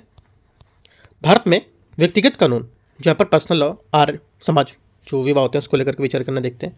यूनिफॉर्म सिविल कोड UCC के संबंधित बहस संविधान से जो अनुच्छेद 44 है उसके इर्द गिर्द केंद्रित है, जिसका उद्देश्य देश के सभी नागरिकों के लिए जो विवाह है, तलाक है, विरासत जैसे मामलों को एक समान कानून लाना। पहली बात यहाँ से करेक्ट है, ठीक है, पहली बात सही है। सेकेंड है, आर्य समाज द्वारा किए गए विवाह की कानूनी मान्यता हिंदू विवाह अधिनियम 1955 के तहत दी गई, बशर्ते वह विवाह की सभी बुनियादी शर्तें पूरी की गई हो। सेकेंड बात भी यहाँ से करेक्ट है। आंसर क्या है, जैसे कि यहाँ पर जो विवाह जो अधिनियम है 1955 उसमें आर्य समाज के सदस्यों पर लागू होगा, बशर्ते कि विवाह सभी बुनियादी शर्त जैसे कि उम्र है ना, सहमति, राइट, ये सब यहाँ पर पूरा करता हो, और जिससे क्या होगा, विवाहों की कानूनी मान्यता प्राप्त की जाएगी। दोनों बातें करेक्ट है। आंसर 29 का सी आंसर स्टेटमेंट से हो जाएगा। क्वेश्चन 30 है, भारत में पंचायती राज संस्था के बारे में विचार करना है। देखते हैं इसको। पंचायती राज संस्थाओं को संविधान के 73वें संविधान संशोधन अधिनियम द्वारा संवैधानिक दर्जा मिला है और राज्य चुनाव आयोग इनके चुनाव का संचालन करेगा। पहली बात, 30 का पहला स्टेटमेंट क्या होगा, यहाँ से करेक्ट होगा, पहली बात यहाँ से सही है। दूसरा बोला है इसमें, संविधान की 11वीं सूची में पंचायती राज संस्थाओं के क्षेत्राधिकार में आने वाले विषय को सूचीबद्ध किया गया, लेकिन इन विषय में संबंधित हस्तांतरण जो शक्तियों का हस्तांतरण पूरी तरह से राज्य विधानमंडल की इच्छा पर निर्भर करेगा। सेकेंड बात यहाँ से करेक्ट, क्योंकि यहाँ पर 11वीं सूची में 29 विषय सूचीबद्ध हैं जो पीआरआई मतलब यहाँ पर जो पंचायती राज संस्था है उसमें क्षेत्राधिकार में आते हैं। हालांकि इन विषयों में वास्तविक शक्ति हस्तांतरण राज्य विधानमंडल के विवेक पर इच्छा पर निर्भर करेगा। दोनों बातें क्या है, करेक्ट है। 30 का आंसर सी। 31 है, राज्यपाल और मुख्यमंत्री के बीच यहाँ पर संवैधानिक संबंध में विचार करना है। राज्यपाल और राज्य की जो कार्यपालिका का एक हिस्सा होता है और संविधान के अनुच्छेद 163 के तहत अपने विवेकाधीन शक्तियों का प्रयोग करते समय मंत्रिपरिषद की सलाह मानने के लिए बाध्य नहीं होता है। पहली बात, 31 का पहला स्टेटमेंट यहाँ से करेक्ट है, क्योंकि यहाँ पर राज्यपाल राज्य की कार्यपालिका का औपचारिक प्रमुख होता है और कुछ विशिष्ट मामलों में विवेकाधीन शक्तियों का प्रयोग कर सकता है। हालांकि समानता वह मंत्रिपरिषद की सलाह पर काम करेगा, ये बात सही है। सेकेंड, सर्वोच्च न्यायालय ने बार बार यहाँ पर स्पष्ट किया कि राज्यपाल को राज्य विधानमंडल द्वारा पारित किसी भी विधेयक की राष्ट्रपति के विचार के लिए आरक्षित करने का अधिकार तभी होगा जब वह राज्य विधानमंडल की विधायी शक्ति जो क्षमता होती है उसका बाहर होगा उससे। सेकेंड बात क्या होगी, सेकेंड बात यहाँ से इसकी गलत होगी, क्योंकि यहाँ पर राज्यपाल के पास कुछ विधेयकों को राष्ट्रपति के विचार के लिए आरक्षित करने का विवेकाधीन अधिकार होता है, ठीक है। अनुच्छेद 200 में यह बात बताई गई थी, यह शक्ति पूर्णतः मंत्रिपरिषद की सलाह पर निर्भर नहीं करेगी, ठीक है। तो क्या होगा, तो 1 और 2 मतलब पहली बात यहाँ से सही थी, ठीक है। दूसरी बात यहाँ से गलत हो गई, ठीक है, क्योंकि राज्यपाल जो हुआ यह मंत्रिपरिषद की सलाह पर काम करता है, लेकिन यहाँ पर विवेकाधीन शक्तियों को लेकर के आश्रित पूरी तरह से बाध्यकारी नहीं बनाएगा, खासकर विधेयक और आरक्षण के मामले में। तो सेकेंड बात इसकी गलत हो गई, ओनली 1 करेक्ट है। सही पूछा तो एक बात यहाँ से इसकी करेक्ट हो जाएगी 31 का। 32 नंबर क्वेश्चन है, इसमें बोले संसद के कामकाज और हालिया विधायी जो यहाँ पर प्रक्रिया के संबंध में विचार करना है। विधेयकों को जांच के लिए विभागीय समिति, स्थायी समिति के पास भेजना पीठासीन अधिकारी पर विवेक निर्भर करता है और यहाँ पर इससे जो अनिवार्य नहीं बनाया गया है। पहली बात यहाँ से सही है, ठीक है, क्योंकि यहाँ पर एक स्थापित संसदीय अभ्यास है, लेकिन यहाँ पर नियम पुस्तिका में जो अनिवार्य रूप से प्रावधान इसका नहीं करता है, तो यहाँ से जो अनिवार्य नहीं बनाया गया, तो पहली बात यहाँ से करेक्ट है। सेकेंड, लोकसभा में धन विधेयक मनी बिल में पेश करने से पहले अध्यक्ष के प्रमाणन का आवश्यक होगा और इसे राज्यसभा में केवल 14 दिन तक ही रोका जा सकता है। सेकेंड बात भी करेक्ट है, ठीक है, 14 दिन रोके या फिर इसकी सिफारिश दे, दोनों बातें करेक्ट है। तीसरा, यदि कोई विधेयक संयुक्त संसदीय समिति जेपीसी में भेजा जाता है तो उस समिति में दोनों सदन लोकसभा और राज्यसभा के सदस्यों की संख्या अनिवार्य रूप से समान होनी चाहिए। तीसरी बात यहाँ से गलत, क्योंकि यहाँ पर यदि कोई विधेयक संसदीय समिति में भेजा जाता है तो यह आवश्यक नहीं है कि उस समिति में दोनों सदस्यों के जो लोकसभा राज्यसभा होते हैं उनकी सदस्य संख्या समान हो, ठीक है, यह अनिवार्य रूप से एक जैसी हो। जेपीसी में आमतौर पर लोकसभा के सदस्यों की संख्या राज्यसभा के सदस्यों की जो संख्या होता है उससे दोगुनी होती है ना, समानता मान सकते हो, अनुपात 2:1 का रेशियो होता है, ठीक है। आपसे बोलेगा 1:2 का रेशियो होता है, तो ऐसे करके आप जो की स्टेटमेंट की पॉइंट है वो आपको याद रखना है, ठीक है, तो इस वजह से गलत हो जाएगा। ओनली 1 2 करेक्ट है। आंसर यहाँ से क्या होगा, 2 बातें इसकी सही है। क्वेश्चन नंबर 33 है, हाल ही में पारित जो विधेयक है उसके संबंध में संवैधानिक जो निहितार्थ हैं उसके संबंध में यहाँ पर विचार करना है। देखते हैं इसको 33 को। पहली बात यहाँ से इसने बोला है 33 में पहला स्टेटमेंट है, इसमें कह रहा है कि यहाँ पर किसी सत्र के दौरान यदि संसद में किसी सदस्य को पीठासीन अधिकारी द्वारा निलंबित किया जाता है तो उस सदस्य का निलंबन उस सत्र की अवधि के लिए, जो शेष अवधि के लिए वैध रहता है। पहली बात 33 का स्टेटमेंट यहाँ से क्या होगा, ये गलत होगा। क्यों? क्योंकि यहाँ पर किसी सत्र के दौरान यदि संसद के किसी सदस्य के पीठासीन अधिकारी द्वारा निलंबित किया जाता है तो उस पर सदस्य का निलंबन उस सत्र की शेष अवधि के लिए वैध रहता है। ये कथन गलत, क्योंकि निलंबन की अवधि बदल सकती है इसमें। सेकेंड बात, संविधान का 106 संशोधन था। यह अधिनियम या महिला आरक्षण बिल के कार्यान्वयन हेतु राज्यों की विधानसभाओं द्वारा इसके अनुसमर्थन की आवश्यकता नहीं थी। ये बात करेक्ट है, क्योंकि यहाँ पर यह संशोधन विशेष बहुमत से पारित हुआ था और अनुसमर्थन की आवश्यकता यहाँ पर नहीं थी। तीसरा, संसद को संविधान संशोधन करने की शक्ति प्राप्त है, लेकिन यह शक्ति संविधान के जो मूल ढांचे होते हैं, बेसिक स्ट्रक्चर होता है, उसको संशोधित करने तक विस्तारित नहीं है, जैसा कि केशवचंद्र भारती मामले में निर्धारित किया गया था। तीसरी बात यहाँ से ये क्या होगी, गलत है, क्योंकि यहाँ पर यह संसद को संविधान जो शक्ति प्राप्त होती है, लेकिन यह शक्ति संविधान के मूल ढांचे का संशोधन करने से विस्तारित नहीं होगी। ठीक है, जैसे कि केशवचंद्र भारती में बताया गया था। ये बात सही होगी, बात गलत नहीं होगी, बात सही है ना। तो ये बात करेक्ट होगी। आंसर क्या है, क्योंकि यहाँ पर बात सही कर रही है। 2 और 3 बात इसकी करेक्ट है ना। आंसर क्या होगा, आंसर हो जाएगा यहाँ से, सही पूछे कितने होंगे तो 2 और 3 स्टेटमेंट इसका सही होगा। राइट, 2 और 3 मतलब यहाँ से जो स्टेटमेंट हो जाएगा इसका, इसमें 2 और 3 नहीं है, आप लिख सकते हो बी नंबर में, सी में लिख सकते हो। ठीक है, सी में 2 और 3 यहाँ से करेक्ट आंसर इसका है। ठीक है, यहाँ पर स्टेटमेंट नहीं दिया, इसके अकॉर्डिंग यहाँ पर ये मिस्टेक लिखा होता, क्योंकि यहाँ पर 2 और 3 बात इसकी करेक्ट है, पहली बात यहाँ से गलत थी। याद रखना इंपॉर्टेंट पॉइंट है दोनों। आगे देखते हैं क्वेश्चन नंबर 34 नंबर है, राज्य विधान मंडल के जो अधिकार होते हैं और संवाद जो फेडरलिज्म है उसके संबंध में विचार करना है। राज्य विधानमंडल द्वारा पारित किसी विधेयक को जो राज्यपाल है इसके द्वारा राष्ट्रपति के यहाँ पर विचार के लिए आरक्षित यहाँ पर करना अनिवार्य होता है, यदि वह राज्य सूची में शामिल किसी भी विषय से संबंधित हो। ठीक है, पहली बात क्या होगी, पहली बात यहाँ से 34 का स्टेटमेंट क्या होगा, गलत है, क्योंकि राज्य विधानमंडल द्वारा पारित किसी विधेयक को राज्यपाल द्वारा राष्ट्रपति के विचार के लिए आरक्षित करना अनिवार्य होता है, यदि वह राज्य सूची में शामिल किसी विषय से संबंधित हो। ये बात गलत है, क्योंकि ये अनिवार्य नहीं है, इसमें ऐसा अनिवार्य यहाँ पर कुछ नहीं बताया गया है, गलत हो जाएगा। किसी राज्य में राज्यपाल द्वारा यहाँ पर जो प्रख्यापित अध्यादेश की शक्ति होती है राज्य विधानमंडल के कानून बनाने की शक्ति के बराबर होती है, और इसका प्रभाव विधानमंडल या विधानसभा में शुरू होने से जो 6 महीने बाद समाप्त हो जाएगा। सेकेंड बात यहाँ से करेक्ट है। ठीक है, तीसरा, संसद को राज्य सूची में विषय पर कानून बनाने का अधिकार प्राप्त हो जाता है यदि राज्यसभा अपने उपस्थित और मत देने वाले जो 2/3 सदस्य हैं बहुमत उसका प्रस्ताव पारित करती है। ऐसे यहाँ पर करना राष्ट्र हित में आवश्यक होगा। तीसरी बात यहाँ से करेक्ट है। आंसर क्या होगा, आंसर यहाँ से इसका 2 और 3 बात करेक्ट है, तो कितने सही हैं, 2 बात यहाँ से करेक्ट है, बी यहाँ से सही आंसर हो जाएगा। कितना, क्वेश्चन नंबर 34 का।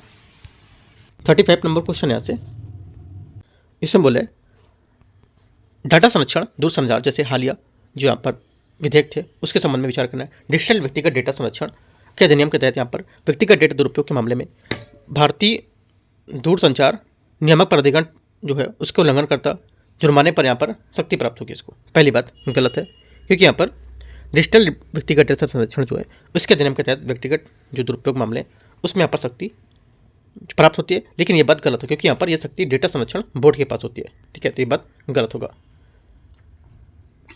सेकेंड बात है, संसद द्वारा पारित मुख्य चुनाव आयुक्त और यहाँ पर अन्य चुनाव आयुक्त जो होते हैं उसकी सेवा शर्तें के कार्यालय की अवधि अधिनियम में जो चयन समिति होती है उसकी कैबिनेट मंत्री में शामिल करने का प्रावधान करती है। बात सही होगा। तीसरा, हाल ही में पारित डाकघर जो विधेयक संसद की सहमति से पारित किया गया था और इसका उद्देश्य भारतीय डाकघर अधिनियम 1898 के प्रावधान को निरस्त करके एक नया नियामक ढांचा स्थापित करेगा।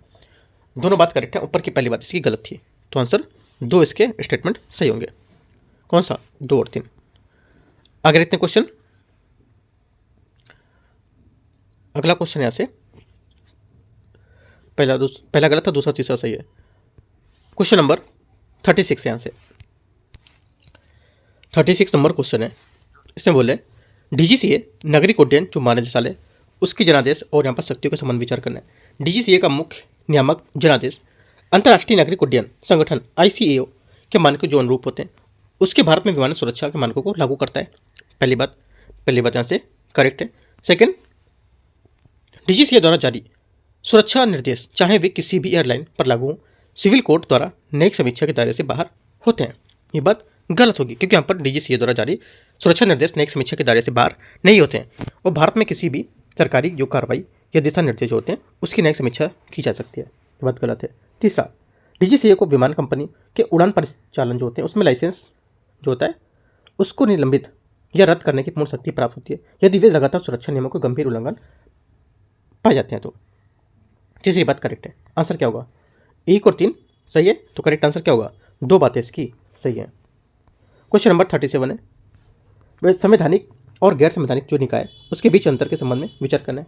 संवैधानिक निकाय वे जिनका उल्लेख जिनके कार्य सीधे जो भारतीय संविधान के अनुच्छेद में परिभाषित है और उनमें परिवर्तन के लिए संविधान संशोधन की आवश्यकता होती है। पहली बात 37 का करेक्ट है। सेकेंड, गैर संवैधानिक निकाय जो होते हैं नॉन कॉन्स्टिट्यूशनल बॉडीज केवल संसद के अधिनियमों के माध्यम से स्थापित किया सकते हैं और उन्हें किसी भी कार्यालय या कार्यकारी प्रस्ताव में द्वारा स्थापित नहीं किया सकता है। सेकेंड बात गलत, क्योंकि यहाँ पर गैर संवैधानिक निकाय जो होते हैं केवल संसद के अधिनियमों के माध्यम से ही स्थापित नहीं किए जाते हैं, बल्कि यहाँ पर इनके कार्यकारी जो प्रस्ताव होते हैं उसके द्वारा भी स्थापित कर सकते हैं, जैसे कि नीति आयोग है ना। तो बात गलत हो जाएगा। ओनली क्या है? 1 करेक्ट है, तो सही पूछा है। आंसर यहाँ से एक बात सही है। 38 है, 38 में बोला है भारत में नियामक जो यहाँ पर निकाय है उसकी स्वायत्ता को सुनिश्चित करने वाले तंत्र के संबंध में विचार करना है। देखते हैं इसको। पहला बोला इसमें नियामक जो निकाय है इसमें प्रमुख सदस्यों और निश्चित कार्यकाल उन्हें सरकारी हस्तक्षेप से बचाता है, जिससे क्या होगा? उनके निर्णय लेने की स्वतंत्रता बनी रहती है। पहला स्टेटमेंट क्या होगा 38 का? यहाँ से ये जो पहला स्टेटमेंट रहेगा 38 का यहाँ से ये करेक्ट होगा, सही है पहला। दूसरा है नियामक जो निकाय है उसमें अपने जो व्यय है उसके सीधे भारत के संचित निधि को लेकर धन आवंटित करेगा ताकि यहाँ पर संबंधित मंत्रालय के वित्तीय निर्भरता उससे बचा जा सके। सेकंड बात क्या होगी? 38 का जो सेकंड बात है ये गलत, क्योंकि नियामक जो निकाय है इसमें व्यय के लिए सीधे भारत की संचित निधि से धन आवंटित नहीं किया था, बल्कि यहाँ पर वे संबंधित मंत्रालय पर वित्तीय निर्भरता बनाए रखते हैं। ओनली 1 यहाँ से करेक्ट है। आंसर 1 इसका सही होगा 38 का। ठीक है, 37 यहाँ से हो गया था, 37 यहाँ से बचा हुआ है ना। अच्छा 37 भी हो गया, 38 भी हो गया, 39 देखते हैं। 39 यहाँ से भारत के मान्यवादी अटॉर्नी जनरल ऑफ इंडिया के संबंध में विचार करना है। देखते हैं इसको। 39 है भारत में जो मान्यवादी है उसके बारे में विचार करना है। मान्यवादी की नियुक्ति राष्ट्रपति द्वारा की जाती है और वह व्यक्ति उच्चतम न्यायालय के न्यायाधीश बनने की योग्यता रखता हो। पहली बात 39 का यहाँ से पहला स्टेटमेंट क्या होगा? ये जो स्टेटमेंट है करेक्ट है। सेकेंड, संविधान में मान्यवादी को पद हटाने के लिए कोई यहाँ पर निश्चित प्रक्रिया आधार निर्धारित नहीं है, इसलिए वह राष्ट्रपति के प्रसाद पर पद धारण करेगा। सेकेंड बात क्या होगी? सेकेंड बात भी यहाँ से करेक्ट है। ठीक है, तो आंसर क्या होगा? दोनों बातें करेक्ट है। 39 का आंसर सी यहाँ से 1 और 2 करेक्ट हो जाएगी। क्वेश्चन 40 है, नालसा मामले उसको लेकर के क्वेश्चन है। क्वेश्चन नंबर 40 इसमें बोले नालसा बनाम भारत संघ मामले 2014 में सर्वोच्च न्यायालय ने फैसला देते हुए उसके निहितार्थ के संबंध में विचार करना है। नालसा मामले में सुप्रीम कोर्ट द्वारा ट्रांसजेंडर व्यक्ति को तीसरे लिंग जो थर्ड जेंडर के रूप में मान्यता दी गई थी। ये निर्देश दिया गया था कि उन्हें भारतीय संविधान के तहत सभी मौलिक अधिकारों का संरक्षण प्राप्त होगा। क्या होगा? पहला स्टेटमेंट यहाँ से जो 40 है इसका जो पहला स्टेटमेंट होगा क्या होगा? 40 का पहला स्टेटमेंट यहाँ से करेक्ट है, बात सही है। सेकेंड बोला है इस ऐतिहासिक निर्णय के बाद केंद्र सरकार ने नौकरी और शिक्षा में आरक्षण प्रदान करने के लिए तुरंत एक ट्रांसजेंडर व्यक्ति के अधिकारों को संरक्षण विधेयक पारित किया है। सेकेंड बात क्या है? सेकेंड बात यहाँ से गलत हो, क्योंकि इस निर्णय के बाद केंद्र सरकार ने तुरंत आरक्षण प्रदान करने के लिए विधेयक पारित नहीं किया है। विधेयक कई साल बाद 2019 में पारित हुआ था और इसमें आरक्षण का प्रावधान नहीं था, तो ये बात गलत हो जाएगी। ओनली 1 करेक्ट है। आंसर क्या होगा? आंसर यहाँ से 1 ए यहाँ से स्टेटमेंट सही है इसका। 41 क्वेश्चन है, ट्रांसजेंडर व्यक्तियों के लिए आरक्षण की मांग और इसके जो संवैधानिक आधार है उसके संबंध में विचार करना है। देखते हैं इसको। ट्रांसजेंडर समुदाय के लिए क्षैतिज आरक्षण की मांग का अर्थ है कि यहाँ पर उन्हें अनुसूचित जाति और अन्य पिछड़ा वर्ग जैसी जो मौजूदा ऊर्ध्वाधर श्रेणी है उसके भीतर ही आरक्षण दिया जाए। पहली बात क्योंकि पहली बात यहाँ से स्टेटमेंट इसका सही है, क्योंकि यहाँ पर ये उनकी मांग थी कि यहाँ पर उन्हें अनुसूचित जनजाति और पिछड़ा वर्ग जैसी जो मौजूदा ऊर्ध्वाधर श्रेणी है उसके भीतर आरक्षण दिया जाए। ठीक है, ये बात सही है, क्योंकि यहाँ पर क्षैतिज आरक्षण यही सिद्धांत बताता है। अगला, नालसा फैसले में सुप्रीम कोर्ट ने केंद्र और राज्य सरकारों को निर्देश दिया था कि यहाँ पर ट्रांसजेंडर व्यक्ति को सामाजिक और यहाँ पर शैक्षिक रूप से पिछड़े वर्ग के रूप में मानते हुए उन्हें आरक्षण देने का प्रावधान किया जाए, या आरक्षण प्रदान किया जाए। सेकेंड बात भी यहाँ से करेक्ट होगा, ठीक है, उन्हें छड़ दिया जाए। ये भी बात यहाँ पर नलसा जो निर्णय 2014 में एक महत्वपूर्ण निर्णय दिया था। ये दोनों बातें करेक्ट है। आंसर क्या होगा? आंसर हो जाएगा 41 का सी स्टेटमेंट। यहाँ से स्टेटमेंट यहाँ यही नहीं है, 41 का स्टेटमेंट चलो लिख लेते हैं यहाँ से 1 2। देखो दोनों बातें यहाँ से करेक्ट है, स्टेटमेंट बाद में मैं एडिट करके ऐड कर दूंगा, ठीक है। तो 41 का क्या होगा? 41 का जो करेक्ट आंसर हो जाएगा यहाँ से ये सी स्टेटमेंट यहाँ पर सही होगा, ठीक है। मान लो आप सी, क्योंकि यहाँ पर दोनों बातें करेक्ट है, यहाँ पर मिस्टेक हो गया, मिसप्रिंट हो गया तो छपा नहीं है। आगे आते हैं क्वेश्चन नंबर। बाकी दोनों स्टेटमेंट आपको पता होनी चाहिए, दोनों एकदम करेक्ट है, कब ये बनाए गए थे, कब ये बात कही गई थी।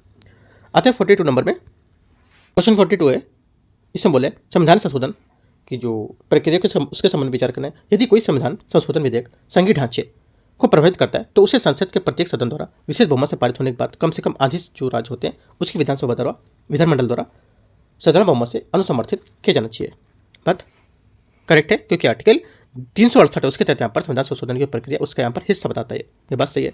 सेकेंड, संसद दोनों सदनों द्वारा विधेयक पारित होने के बाद राष्ट्रपति के समक्ष सहमति के लिए प्रस्तुत किए जाने के पर राष्ट्रपति के लिए यहाँ पर अनिवार्य है कि ये विधेयक अपनी सहमति प्रदान करे, ये विधेयक पर अपनी सहमति प्रदान करे।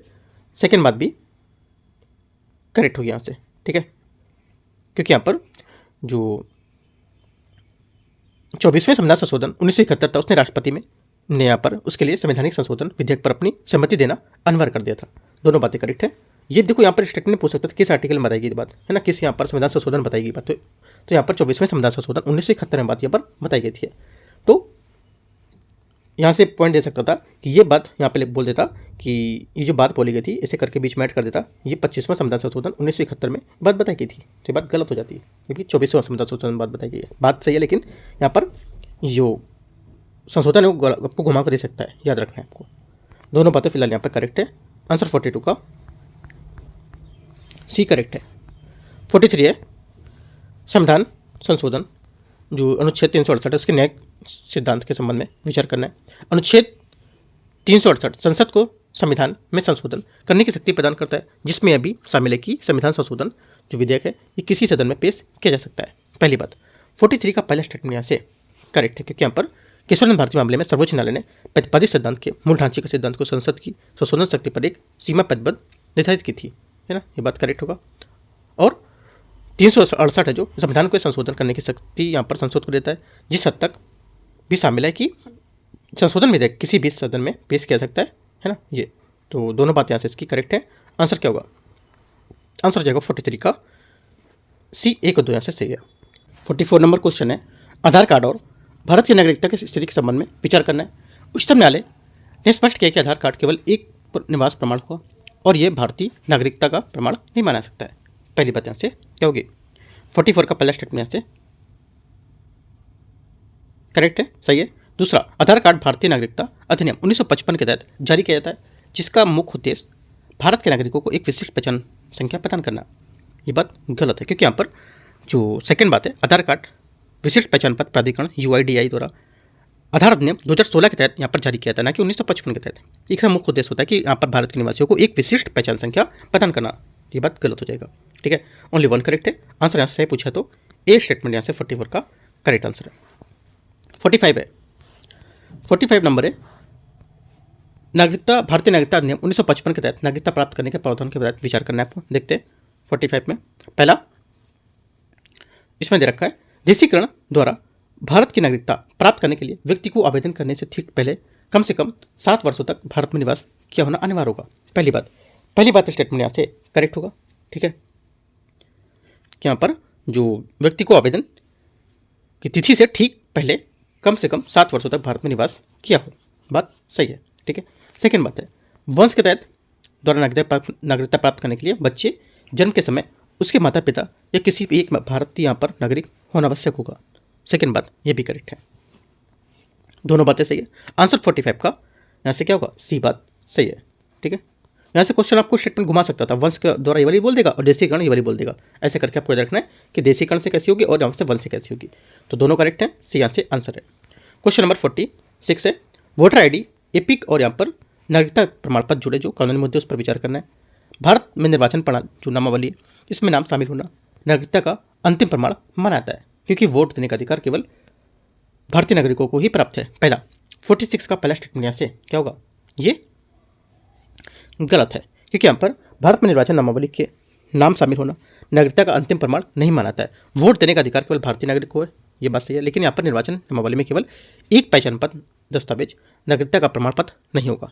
ठीक है, नागरिकता सिद्ध करने के लिए अन्य दस्तावेज की आवश्यकता हो सकती है, ये बात गलत होगा। सेकंड, निर्वाचन नामावली में पंजीकरण के लिए आधार संख्या को जोड़ना लोक प्रतिनिधित्व अधिनियम 1950 के तहत यहाँ पर स्वैच्छिक है और जिसका प्राथमिक उद्देश्य मतदाता पहचान को प्रमाणीकृत करना, ये बात करेक्ट है ना। ये बात स्वैच्छिक है, आपसे बोल देगा ये बाध्यकारी है तो ये बात गलत हो जाएगी। ठीक है, बाध्यकारी नहीं है, ये एकदम स्वैच्छिक है। ठीक है, तो सिर्फ यहाँ से सेकंड बात करेक्ट है, पहली बात गलत है, आंसर बी यहाँ से करेक्ट होगा।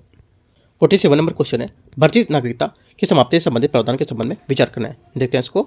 पहली बात यहाँ पर है, इसमें बोले यदि कोई भारतीय नागरिक स्वेच्छा से किसी अन्य देश की नागरिकता प्राप्त कर लेता है तो उसकी भारतीय नागरिकता समाप्त हो जाती है। पहली बात एकदम करेक्ट है। ठीक है, क्योंकि यहाँ पर भारतीय नागरिकता में 1955 के यहाँ पर नागरिकता खोने के 3 यहाँ पर तरीके बताता है। एक तो यहाँ पर त्याग, ठीक है, दूसरा समाप्ति और यहाँ पर एक वंचन से भी। तो यहाँ से तो पहली बात इसकी करेक्ट है, राइट।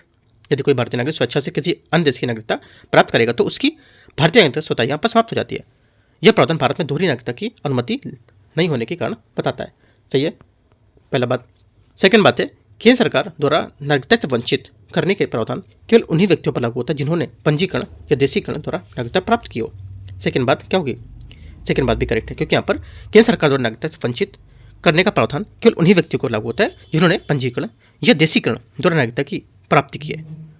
ठीक है, ये उन व्यक्तियों पर लागू नहीं होता है जो जन्म या वंश से आधारित जो आधार के नागरिक होंगे, आधार के वंश के आधार पर नागरिक होंगे। ठीक है, तो दोनों बातें करेक्ट है, आंसर यहाँ से सी करेक्ट होगा। क्वेश्चन नंबर अगला है 48, बिहार राज्य विधानसभा चुनाव संबंधित संबंधित जो प्रावधान है उसको लेकर के विचार करते हैं। बिहार विधानसभा चुनाव में समान कार्यकाल के अनुच्छेद 172 के तहत 5 वर्ष का होता है, बशर्ते राज्यपाल द्वारा इसे समय से पहले भंग ना किया गया। पहली बात 48 का जो पहला स्टेटमेंट हो जाएगा इससे ये क्या होगा, ये करेक्ट है। ठीक है, सही है। सेकंड, यदि बिहार विधानसभा चुनाव में त्रिशंकु जनादेश की स्थिति बनी रहती है तो राज्यपाल को मुख्यमंत्री की जो नियुक्ति है उसके स्वविवेक से प्रयोग में करने का अधिकार होगा। सेकंड बात भी करेक्ट है, क्योंकि यहाँ पर यदि चुनाव में त्रिशंकु जनादेश की स्थिति बनती है तो राज्यपाल के पास मुख्यमंत्री नियुक्त करने का स्वविवेक प्रयोग करने का अधिकार होता है। दोनों बात करेक्ट है। 48 का आंसर क्या होगा, सही पूछा है तो 48 का आंसर सही पूछा तो यहाँ से क्या होगा, सी यहाँ से करेक्ट आंसर होगा। 49 नंबर क्वेश्चन यहाँ से इसको देखते हैं। दिल्ली विधानसभा चुनाव में जो निर्वाचन आयोग है, इलेक्शन कमीशन ऑफ इंडिया, उसके द्वारा चुनाव कराते हैं इसके। ठीक है, लेकिन विधानसभा को राज्य सूची में वर्णित पुलिस, लोक व्यवस्था और भूमि जैसे जो विषय है उस पर कानून बनाने की शक्ति प्राप्त नहीं होती है। पहली बात क्या होगा, पहली बात स्टेटमेंट यहाँ से करेक्ट है। क्यों, क्योंकि यहाँ पर दिल्ली विधानसभा के चुनाव में जो भारत निर्वाचन आयोग द्वारा कराते हैं, ठीक है, और इससे पुलिस, लोक व्यवस्था और भूमि पर कानून बनाने का अधिकार नहीं होता है, ये बात करेक्ट है। सेकंड बात है, संविधान का अनुच्छेद 239 ए दिल्ली के लिए विशेष जो प्रावधान है वो करता है, जिसके लिए यहाँ पर दिल्ली के मुख्यमंत्री की नियुक्ति सीधे राष्ट्रपति द्वारा नहीं बल्कि उपराज्यपाल द्वारा एलजी की सलाह पर की जाएगी। ये बात गलत है, क्योंकि यहाँ पर जो संविधान का अनुच्छेद 239 ए है, इसके तहत दिल्ली के मुख्यमंत्री की नियुक्ति सीधे राष्ट्रपति द्वारा उपराज्यपाल की सलाह पर नहीं बल्कि औपचारिक रूप से राष्ट्रपति द्वारा ही की जाएगी। ठीक है, तो ये बात गलत हो जाएगी। ओनली वन करेक्ट है, आंसर क्या होगा, आंसर यहाँ से हो जाएगा, क्या पूछा है 49 में, पूछे कौन सा सही है, तो एक यहाँ से स्टेटमेंट एक करेक्ट आंसर है 49 का। ठीक है, आगे देखते हैं क्वेश्चन 50 नंबर। 50 है, राष्ट्रीय राजधानी क्षेत्र दिल्ली की विशेष स्थिति और उपराज्यपाल की भूमिका के संबंध में विचार करना है। दिल्ली विधानसभा को संघ सूची और समर्थित सूची में शामिल विषयों पर कानून बनाने की शक्ति प्राप्त होती है, बशर्ते हुए कानून संसद द्वारा बनाए गए किसी भी कानून का विरुद्ध न हो। पहली बात 50 का पहला स्टेटमेंट यहाँ से गलत होगा। क्यों, क्योंकि यहाँ पर दिल्ली विधानसभा को संघ सूची और समर्थित सूची में जो शामिल विषय पर कानून बनाने की शक्ति प्राप्त होती है, लेकिन कुछ अपवाद है। दिल्ली की विशेष स्थिति कारण लोक व्यवस्था, पुलिस और भूमि जैसे विषय राष्ट्रीय राजधानी क्षेत्र दिल्ली सरकार के अधिकार क्षेत्र से बाहर है और इस पर कानून बनाने की शक्ति संसद के पास होती है। तो ये बात गलत हो जाएगी। सेकेंड बात है, दिल्ली उपराज्यपाल किसी भी ऐसे विधेयक को राष्ट्रपति के विचार के लिए आरक्षित कर सकता है जो राज्यपाल को लगता है कि वह संवैधानिक रूप से उच्च न्यायालय की शक्तियों को कम कर सकता है। ये बात करेक्ट है, ठीक है। तो यहाँ पे क्या होगा, आंसर यहाँ से सेकेंड बात इसकी करेक्ट होगी। ओनली 2 करेक्ट है, बी यहाँ से आंसर होगा, ठीक है। तो इस टाइप से यहाँ पर जो यूकेटी टेस्ट है, मैंने इसका यहाँ पर टेस्ट नंबर 12 जो आपका करंट अफेयर्स का है पॉलिटी का पूरा, वो मैंने आपको यहाँ से 50 क्वेश्चन डिस्कस कर दिया है, ठीक है। और जो अगले 50 क्वेश्चन बचेंगे 51 से 100 क्वेश्चन तक, वो मैं आपको टेलीग्राम पे जो लिंक रहेगा वो भी शेयर कर दूंगा यूट्यूब का, वो मैं कल कराऊंगा आपको, ठीक है। तो कल यहाँ से क्वेश्चन करेंगे। कुछ क्वेश्चन यहाँ से जो मिसप्रिंट हुए वो मैं आपको जो PDF रहेगा उसमें ठीक करके दे देंगे, क्योंकि आपको कुछ क्वेश्चन जो एडिट करने में थोड़ा सा मिस्टेक हो गया, जो यहाँ पर नंबर लिखना भूल गया किसी में, है ना, किसी में 2-3 का ऐसा, मगर ज़्यादा डिफरेंस यहाँ पर नहीं है इसमें, कुछ मिसप्रिंट ही थोड़ा सा इसमें। बाकी आप यहाँ से मैंने जो था वो आपको क्लियर किया मैंने, ठीक है। कुछ डाउट रहेगा आप नीचे कमेंट में पूछ सकते हो, बाकी टेलीग्राम से भी जुड़कर पूछ सकते हो। काफ़ी अच्छे क्वेश्चन अपन जितने भी अगस्त और सितंबर के करंट अफेयर्स है वो सब मैंने इसको डिस्कस किया, एक भी क्वेश्चन यहाँ से इसमें नहीं छूटा, एक एक टॉपिक को लेकर के, राइट। तो एंड करते हैं यहाँ से इसको। All the best, thank you.